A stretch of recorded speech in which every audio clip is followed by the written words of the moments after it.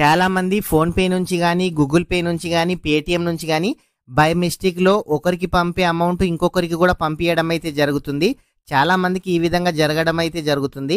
ఒకవేళ బై మిస్టేక్‌లో మీరు డబ్బు సరైన వ్యక్తికి, మీరు అనుకున్న వ్యక్తికి కాకుండా ఇంకొక వ్యక్తికి పంపిస్తే ఏ విధంగా దాన్ని పరిష్కరించాలో ఈ వీడియోలో చూద్దాము. చాలామంది పొరపాటున ఒకరికి బదులు మరొకరికి డబ్బులు పంపిస్తుంటారు. అలాంటి సమయంలో మీరు ఎటువంటి కంగారు పడకుండా దానిని స్క్రీన్ షాట్ అయితే తీసుకోండి.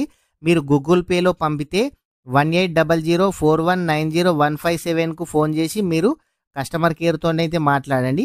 ఒకవేళ మీరు ఫోన్పేలో గనక పంపినట్లయితే 080687273734 నంబర్కి అయితే కాల్ చేసి మీకు ఎటువంటి ప్రాబ్లం ఉంది, మీరు ఎవరికి పంపారు, ఎంత అమౌంట్ పంపారు వాళ్ళతోనైతే మాట్లాడండి. మీరు పేటీఎం నుంచి పంపించిన వాళ్ళైతే 0120445646 నెంబర్కి అయితే కాల్ చేయండి. మీరు భీమి యాప్లో గనక పంపించినట్లయితే 180012011740 నంబర్లకైతే ఫోన్ చేయాలి. వారికి సమస్య గురించి చెబితే డబ్బు తిరిగి అకౌంట్కు వచ్చేలా వాళ్ళైతే చర్యలైతే తీసుకుంటారు. లేదంటే మీరు ఎన్పిసిఐ వెబ్సైట్లో కూడా కంప్లైంట్ అయితే చేయొచ్చు.